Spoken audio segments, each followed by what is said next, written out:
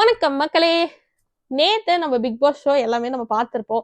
அந்த லெட்டரை எழுதி இருப்பாங்க, அந்த லெட்டரை பாரு படிச்சுட்டு டென்ஷன் ஆயிருப்பாங்க. இதெல்லாம் ஆயிருந்துச்சு அல்லவா. பாரு எதுக்காக இவ்வளவு டென்ஷன் ஆனாங்க அப்படிங்கிறதுக்கு அமித் பயங்கரமா ரியாக்ட் பண்ணியிருந்தாருங்க. எனக்கு கேட்க போனா அவரு அங்க அவ்வளவு ரியாக்ட் பண்ணியிருக்க வேண்டிய அவசியமே கிடையாதுன்னு தான் நான் சொல்லுவேன். ஏன்னா அந்த லெட்டருக்கு பாரு ரியாக்ட் பண்ணதே ஜாஸ்தி தான். அது ஒரு ஃபன் டாஸ்க் எடுத்துட்டு போயிருந்திருக்கலாம். பட் ஸ்டில் எடுத்துட்டு போல. ஏன்னா டாஸ்க் ஆரம்பிக்கும் போதே அவங்க 2 பேரும் வாங்க கல்யாணம் பண்ணிக்கலாம் அந்த மாதிரி எல்லாம் சொல்லி பேசியிருப்பாங்க.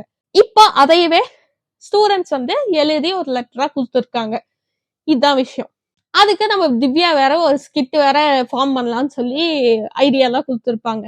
அதை வச்சு உங்க 2 பேருக்கு பிரேக்கப் ஆயிடுச்சுன்னு சொல்லிடலாம்.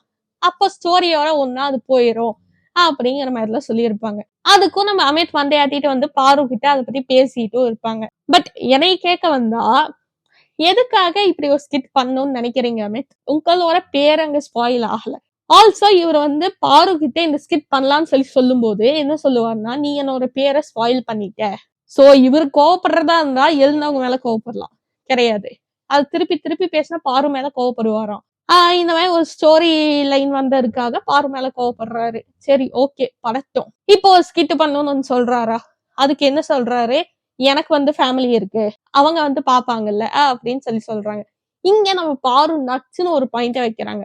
என்னன்னு சொல்லி பாத்தீங்கன்னா, டாஸ்க் ஆரம்பிக்கும் போது உனக்கு தெரியலையா, அப்ப நம்ம ரொம்ப க்ளோஸா பேசிட்டு கல்யாணம் பண்ணிக்கலாங்கிற மாதிரி எல்லாம் பேசிட்டு இருந்தோமே, அப்ப அது டிராமான்னு உன் ஃபேமிலிக்கு தெரியுது அப்படின்னா இப்போ உன் நேம் ஸ்பாயில் ஆகுதுன்னு அவங்களுக்கு ஏன் கஷ்டமா இருக்க போகுது அப்படின்னு சொல்லி ஒரு பாயிண்ட வைக்கிறாங்க. செம்ம பாயிண்ட், நச்சுன்னு இருந்துச்சு. ஏன்னா அந்த லெட்டர்ல அமித்தை பத்தி எந்த ஒரு தப்பான விஷயமும் இல்லை. இன்கேஸ் அது பர்சனலா எடுத்துக்கிற மாதிரி இருந்தா கூட அது பாருக்கு தான் இருந்துச்சு, அமித்தை நோக்கி இல்ல. அமித்தை தன் வசம் வைத்து கொண்டார் அப்படின்னு தான் இருந்துச்சோ தவிர்த்து இத டிஸ்கிரைப் பண்ணா பாரு அமிதா அந்த மாதிரி வச்சுக்கிறாங்க அப்படிங்கிற ஒரு மீனிங்ல தான் போதும் தவிர்த்து அமிதா தப்பா பேசி இந்த லெட்டர் இல்லவே இல்லை. ஓகேங்களா? பேசிக்கா 2 பேரை பத்தியும் தப்பா பேசி எழுதுனது இல்லை. பட் இந்த வேலையை எஃப்ஜே பின்னாடி இருந்து பார்த்து வச்சுட்டான். ஓகேங்களா? அது பத்திக்கிட்டே அப்படியே கொழுந்து விட்டு எரிஞ்சிட்டு இருக்கு. ஆனா இந்த அமித் அதுக்கு மேல பண்ணிட்டு இருக்காரு. ஆல்சோ இந்த நடுவுலயே சொல்லிட்டாங்க பல பேரு, பாருக்கு பீரியட்ஸ் டைம் மூட் ஸ்விங்ஸ் இருக்கு, அதனாலதான் அவங்க இந்த மாதிரி பண்றாங்களோன்னு சொல்லி சொல்றாங்க. அதுக்கும் நம்ம அமித் என்ன சொல்றாரு, அது என்ன பொண்ணுங்களுக்கு வர அதே 3 நாள் தானே, அதுக்காக இப்படி எல்லாம் பண்ணுவாங்களா, இப்படியா செய்வாங்க, இப்படியா பேசுவாங்க அப்படின்னா உங்களுக்கு எப்படி அது தெரியும்? கேர்ள்ஸுக்கு தான் தெரியும் மூட் ஸ்விங்ஸ் பத்தி. சரி, இன்னொருத்தவங்க சொல்றாங்க அப்படிங்கும் போதாச்சும் அதுக்கு ஒரு வேல்யூ கொடுக்கலாம்ல.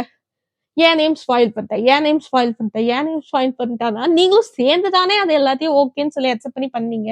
அப்போ அவங்களோட நேம் ஸ்பாயில் ஆச்சுன்னு அவங்க ஃபீல் பண்ணும்போது உங்க நேமும் ஸ்பாயில் ஆயிடுச்சுன்னு நீங்க ஃபீல் பண்ணா நீங்களும் அவங்கள மாதிரி ஸ்டூடெண்ட்ஸ்ட தான் போய் பேசணும். அதையே விட்டுட்டு இந்த அம்மாட்ட பேசுறதுல ஒரு நியாயமும் இல்லை. எனக்கு இதுதான் மக்களே ஃபீல் ஆகுது. உங்களுக்கு நேற்று பார்த்த எபிசோட்ல உங்களுக்கு என்ன ஃபீல் ஆகுதுங்கிறத கமெண்ட்ஸ்ல சொல்லுங்க. மேபி நானும் தப்பா இருக்கலாம், நான் பார்த்த வரைக்கும் நானுமே தப்பா அண்டர்ஸ்டாண்ட் பண்ணி இருக்கலாம். நீங்க கமெண்ட்ல சொல்லுங்க, நம்ம பாத்துக்கலாம்.